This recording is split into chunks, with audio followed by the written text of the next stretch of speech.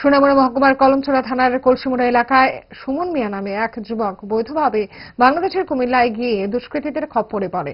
এখন সে কুমিল্লা জেলে রয়েছে। বোনের বাড়ি যাবে বলে 29 ডিসেম্বর আখাউড়া চেকপোস্ট দিয়ে সুমন কুমিল্লা যায়। সেখানে কতিপয় দুষ্কৃতী তাকে করে 20 লক্ষ টাকা দাবি করে। সেই টাকা দিতে না পারায় সুমনের ব্যাগে অবৈধ সামগ্রী ঢুকিয়ে পুলিশের হাতে তুলে দেয় তারা। বুধবার সোনামুড়ায় তার মা সাংবাদিকদের এই সংবাদ জানান। তিনি এদিন সোনামুড়া মহকুমার শাসকের সঙ্গে দেখা করে ছেলেকে উদ্ধারের ব্যাপারে লিখিত আবেদন করেন।